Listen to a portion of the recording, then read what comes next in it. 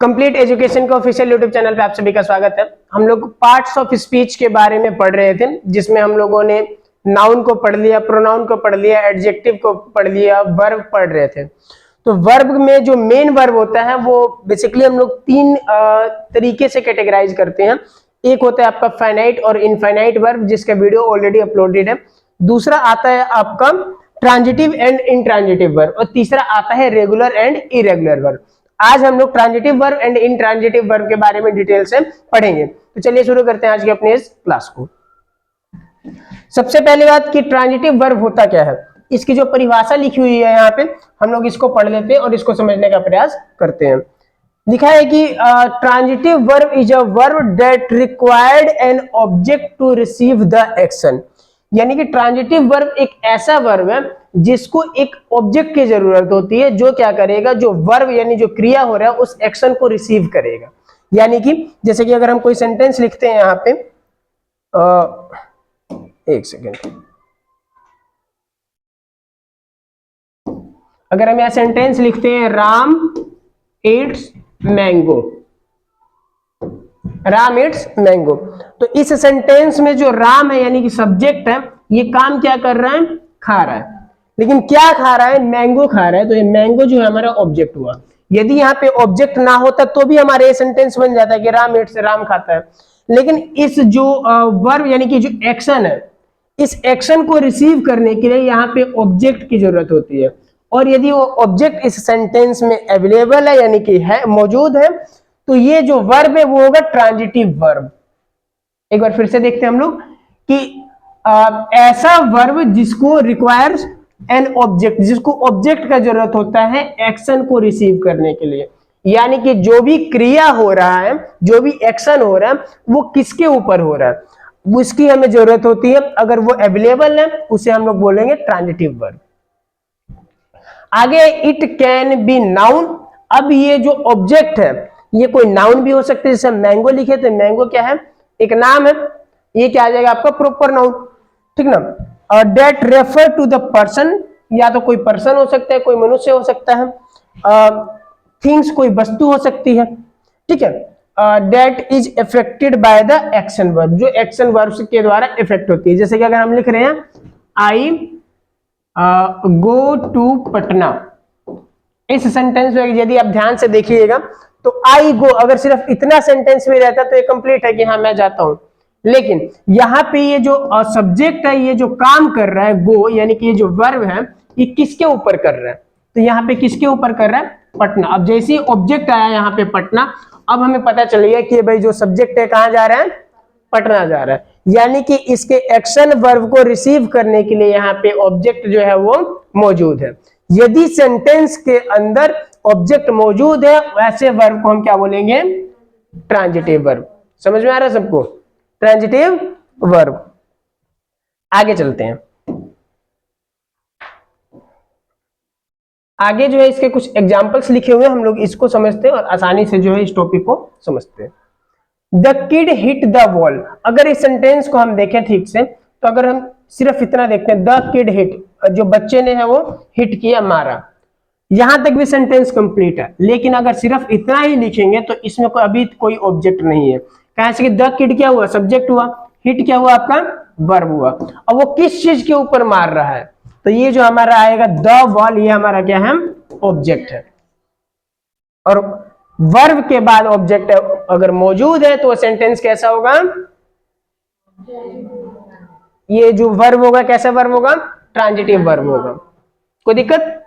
Same अगला sentence भी है, he has learn his lesson, वह अपना सबक सीख चुका है। तो अब देखिए यहाँ पे ही हैज लर्न, अगर यहां तक भी सेंटेंस होता तो ठीक है, समझ में आता है कि वह सीख चुका है।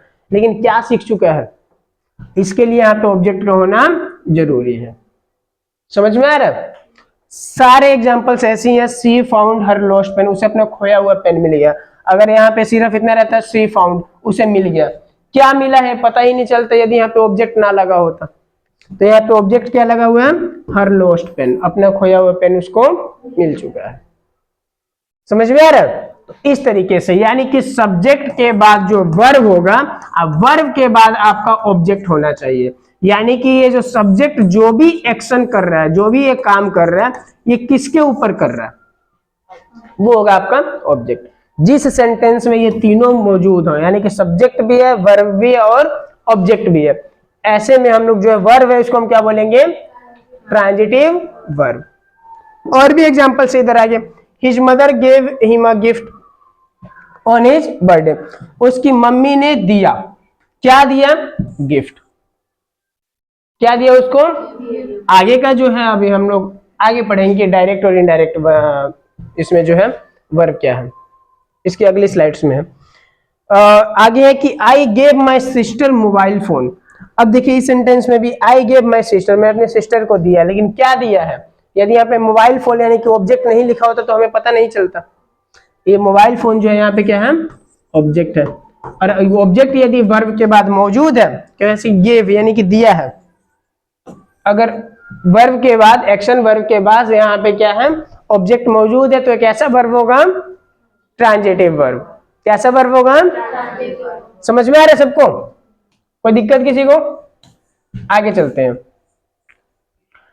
आगे देखिए इसमें क्या कह रहा है कि दो तरीके से आपके ऑब्जेक्ट होते हैं, एक होगा आपका डायरेक्ट ऑब्जेक्ट और एक होता है आपका इनडायरेक्ट ऑब्जेक्ट।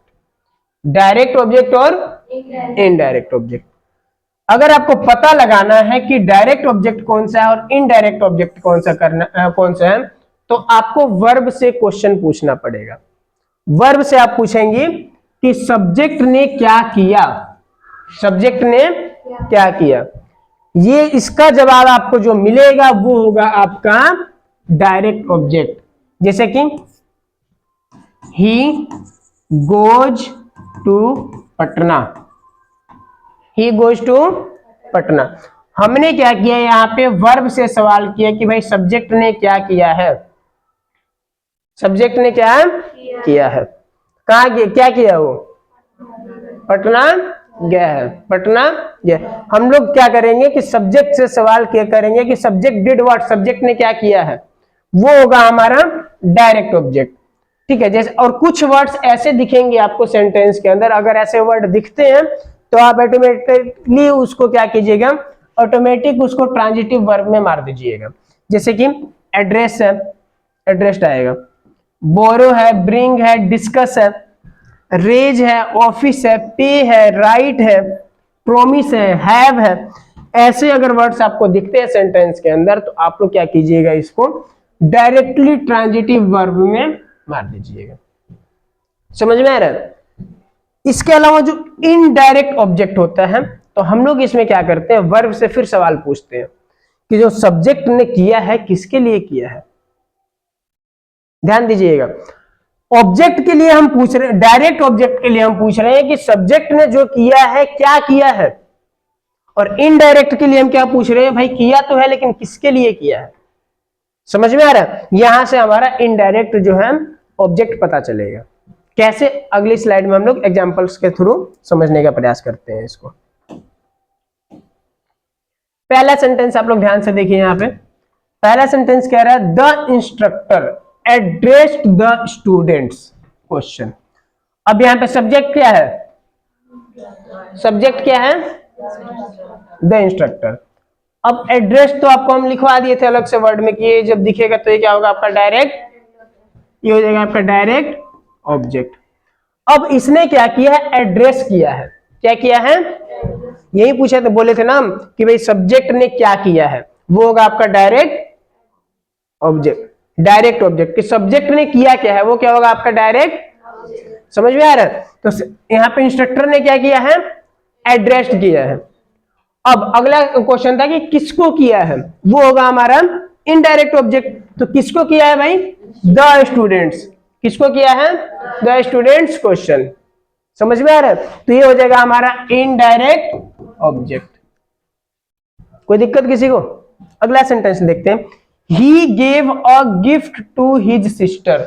उसने अपने सिस्टर को क्या दिया है, गिफ्ट दिया है। तो ही जो है वो तो सब्जेक्ट आ गया यहाँ पे आपका, ही सब्जेक्ट है कि नहीं है, काम क्या किया इसने भाई, दिया है। क्या किया है, ये क्या जाएगा आपका डायरेक्ट ऑब्जेक्ट। क्या आ जाएगा, कोई दिक्कत? किसको दिया है? अपनी सिस्टर को। किसको दिया है? ये क्या आ जाएगा आपका? Indirect object. ठीक है, बोरो आपको अलग से ही लिखवाए हैं, ब्रिंग आपको अलग से ही लिखवाए हैं। ये कहीं भी आपको वर्ड दिखते हैं तो आप क्या कीजिएगा, उसको किस में मारिएगा? Direct object. किस में मारिएगा? समझ में आ रहा है सबको? किसी को दिक्कत? आगे चलते हैं।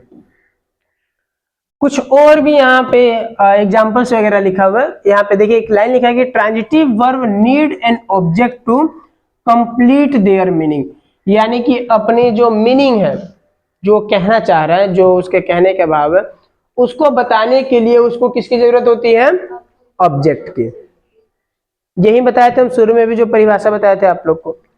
एग्जाम्पल है वी लाइक्ड द मैच, हमने क्या किया? मैच को जो है पसंद किया है। तो यहाँ पे वी जो है वो क्या है?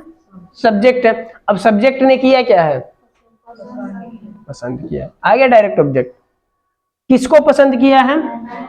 मैच को। मैच क्या आ जाएगा आपका? Indirect object. I closed the door, I क्या आ जाएगा?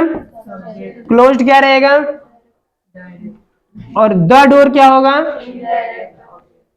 समझ में आ रहा है सबको? आसान है। आगे चलते हैं।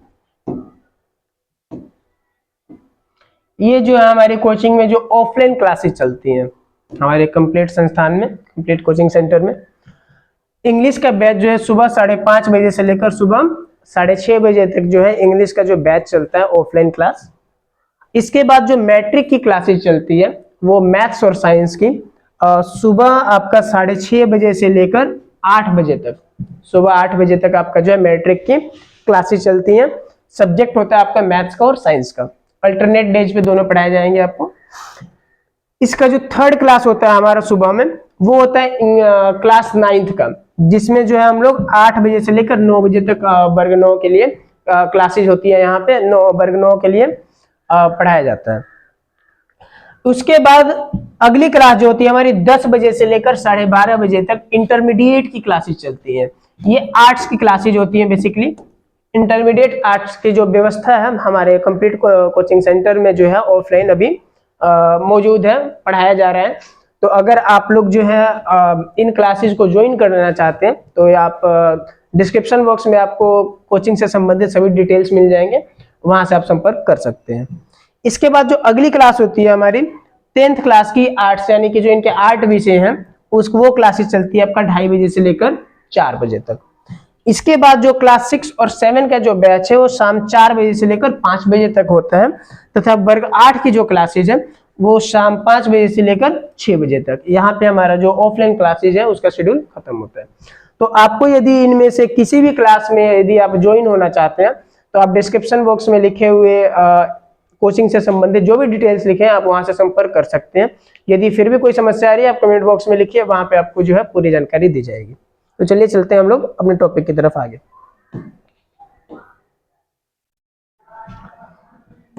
अगला है हमारा इंट्रांजिटिव वर्ब। अगला क्या है हमारा टॉपिक? तो जैसे कि आप लोगों ने ट्रांजिटिव वर्ब पढ़ा कि उसमें ऑब्जेक्ट होगा, उसमें क्या होगा? एक्शन वर्ब के बाद क्या होगा? ऑब्जेक्ट होगा। तो इंट्रांजिटिव वर्ब में क्या होगा कि यहाँ पे जो एक्शन वर्ब है उसके बाद ऑब्जेक्ट नहीं होगा। बहुत सिंपल सी चीज है, एक बार परिभाषा पढ़ते हैं कि an intransitive verb is a verb which does not pass on form of subject to object, यानी कि यहाँ पे जो भी एक्शन है ये सब्जेक्ट से ऑब्जेक्ट के पास नहीं जाएगा। समझ में आ रहा है? इंट्रांजिटिव वर्ब ऐसा वर्ब है जिसमें क्या है, एक्शन जो है वो सब्जेक्ट से ऑब्जेक्ट की तरफ नहीं जाएगा, कहे से कि इसके पास ऑब्जेक्ट होता ही नहीं है। ठीक है, intransitive verb does not have object, लिखा है यहां पे स्पष्ट कि इंट्रांजिटिव वर्ब के पास क्या होता है? ऑब्जेक्ट होता ही नहीं है। समझ में आ रहा है? अब इसके पास ऑब्जेक्ट है ये नहीं है तो ये अपना जो है किसको पास करेगा? अपना वर्ब नहीं कर पाएगा ना जब आगे कुछ है ये नहीं है। समझ में आ रहा है? इसको हम लोग क्या बोलेंगे? Intransitive verb. क्या बोलेंगे? Intransitive verb. इसका हम लोग एग्जांपल्स देखते हैं, बड़ी आसानी से आप लोग समझ जाइएगा। फिर कुछ एग्जांपल्स इसके लिखे हैं जो बहुत ही ज्यादा सिंपल वाले हैं, इसके बाद थोड़ा जटिल वाला भी देखेंगे हम लोग। जैसे कि बर्ड फ्लाई, बर्ड फ्लाई यानी चिड़िया उड़ती है। कहाँ उड़ती है, क्यों उड़ती है, कुछ पता चल रहा है आपको? नहीं। यानी यहां पे क्या है, ना डायरेक्ट ऑब्जेक्ट है ना इनडायरेक्ट ऑब्जेक्ट है। दे लाफ, वो हंस रहे हैं, और हंस रहे थे। क्यों हंस रहे थे, कहाँ हंस रहे थे, कुछ पता चल रहा है यहाँ पे? यानी कि जो सब्जेक्ट, जो वर्ब यानी जो क्रिया कर रहा है, उसको, उस एक्शन को रिसीव करने के लिए यहाँ पे कोई भी ऑब्जेक्ट मौजूद नहीं है। ऐसे सेंटेंस को हम क्या बोलेंगे? Intransitive verb. क्या बोलेंगे? ठीक है। जैसे कि आई ईट, अब मैं खाता हूं, क्या खाता हूं ये तो नहीं लिखा है यहाँ पे, आई ईट मैंगो, आई ईट अदर फ्रूट, आई ईट वेजिटेबल्स, कुछ ऐसा तो लिखा नहीं है यहाँ पे। यहाँ पे जो है इसको रिसीव करने के लिए, इस एक्शन को रिसीव करने के लिए कोई भी ऑब्जेक्ट यहाँ पे उपलब्ध नहीं है। सभी सेंटेंस वैसे हैं। यू वेंट, तुम गए, कहाँ गए नहीं पता, क्यों गए नहीं पता। वी टॉक्ड, हमने बातें की, क्या बातें की, क्यों बातें की नहीं पता। शी स्लेप्ट, वो सो गई। अब क्यों सो गई भाई, पता है किसी को? नहीं लिखा है इसमें। कहाँ सो गई नहीं पता है। क्या बोल रही हैं? नींद आ रही थी इसलिए सो गई। हो सकता है जबरदस्ती सोई हो, सोने का नाटक कर रही हो। वो एक बार हम बोले थे ना कि जो सो रहा हो उसको जगा सकते हैं, जो सोने का नाटक कर रहा है उसको कैसे जगाइएगा? तो हो सकता है नाटक कर रही हो, यहाँ आपको थोड़ी पता है, कुछ लिखा थोड़ी है आगे। आगे है द बस स्टॉप, जो बस है वो रुक गई। अब काहे रुक गई, कहाँ रुक गई, कुछ पता चल रहा है? नहीं, नहीं पता चल रहा है ना। यानी कि इस एक्शन को रिसीव करने के लिए कोई भी ऑब्जेक्ट यहाँ पे उपलब्ध नहीं है। ऐसे वर्ब को हम क्या बोलेंगे? Intransitive verb. क्या बोलेंगे? कोई दिक्कत? अब थोड़ा जटिल वाला एग्जांपल होना चाहिए अगले पेज पे। क्या बात है, ध्यान दीजिए। अब पहले यहां देखते हैं लिखा क्या है कि intransitive verb can not have a direct object after them. यानी कह रहा है कि जो इंट्रांजिटिव वर्ब होते हैं इसमें वर्ब के बाद डायरेक्टली जो है डायरेक्ट ऑब्जेक्ट कभी नहीं होगा। डायरेक्ट ऑब्जेक्ट कभी भी नहीं होगा। यदि डायरेक्ट ऑब्जेक्ट मौजूद है वहां पे, यानी कि वो इंट्रांजिटिव वर्ब नहीं है। कौन सा वर्ब हो जाएगा? वो ट्रांजिटिव वर्ब हो जाएगा। समझ में आ रहा है? We arrived in the afternoon, कहां से? We arrived in the afternoon, हम लोग दोपहर में आए। कहां से आए? नहीं पता चल रहा है, डायरेक्ट ऑब्जेक्ट नहीं है। She coughed strangely, your dog bark a lot. पता चल रहा है काहे, क्यों नहीं पता चल रहा है। डायरेक्ट में हम यही बोले थे ना कि पता चलना चाहिए कि क्यों, पता चलना चाहिए क्यों। और अगर इनडायरेक्ट के लिए क्या पता चलना चाहिए, किसके लिए। तो यहां पे आपको कहीं में भी आपको क्यों पता नहीं चलेगा, क्योंकि ये क्या है, इसमें डायरेक्ट ऑब्जेक्ट नहीं होता है। डायरेक्ट ऑब्जेक्ट नहीं होता है। समझ में आ रहा है? यदि डायरेक्ट ऑब्जेक्ट है यानी कि वो जो आपको वर्ब दिख रहा है वो ट्रांजिटिव वर्ब है, इंट्रांजिटिव वर्ब वो नहीं है। कुछ यहाँ पे दोनों में डिफ्रेंशिएट करके अंतर के कुछ एग्जांपल्स लगाए हुए हैं जिससे आपको समझने में और आसानी हो। जैसे कि क्या है, यहाँ पे ट्रांजिटिव वर्ब का इस तरफ है और इस तरफ है इंट्रांजिटिव वर्ब का। पहला सेंटेंस है I love you so much. इसमें आपको डायरेक्ट ऑब्जेक्ट भी मिलेगा, इनडायरेक्ट ऑब्जेक्ट भी मिलेगा। His brother broke his pencil, उसके भाई ने उसकी पेंसिल को क्या किया, तोड़ दिया। पेंसिल को किसने तोड़ा? हिज ब्रदर, सब्जेक्ट यही है। काम क्या किया है, तोड़ा है। क्या तोड़ा है? पेंसिल को। अब इधर का हम सेंटेंस देखते हैं कि the boy with balloon cried for a while. जो बैलून लिए हुए जो बालक है, क्राइड, रोया कुछ समय के लिए। क्यों रो रहा है नहीं पता चल रहा है। किसके लिए रो रहा है नहीं पता चल रहा है। नहीं, वो हाथ में लिए हुआ है बैलून, ऐसा नहीं कह रहा कि बैलून के लिए रो रहा है, बैलून हाथ में लिया हुआ है, उसकी पहचान कराई जा रही है, the boy with the balloon flying, जो बैलून उड़ा रहा है। क्राइड फॉर अ वाइल, कुछ वक्त के लिए रोया है। अब आपको ये तो नहीं पता चल रहा है कहां रोया है, समझ में आ रहा है? सेंटेंस आपको देखने में बड़ा लग रहा होगा, हो सकता है ये देख के आप लोग सोच रहे हो कि नहीं ये ट्रांजिटिव होगा, लेकिन जब आप इसको पढ़िएगा तो स्पष्ट हो जाएगा कि नहीं ये ट्रांजिटिव वर्ब नहीं है। कैसे कि इसके बाद, यानी कि जो वर्ब है इसका मेन वर्ब है, एक्शन वर्ब है, इसके बाद कोई ऑब्जेक्ट मौजूद नहीं है। My friend just passed by here, जो मेरा दोस्त है अभी यहां से गुजरा है। कहां गुजरा है? यहां पे क्या है, कोई से भी आप एग्जांपल पढ़िएगा आपको जो है डायरेक्ट ऑब्जेक्ट इसमें नहीं मिलेगा। समझ में आ रहा है? एक बार हम सम अप करते हैं आज के इस टॉपिक को कि ये है क्या चीज।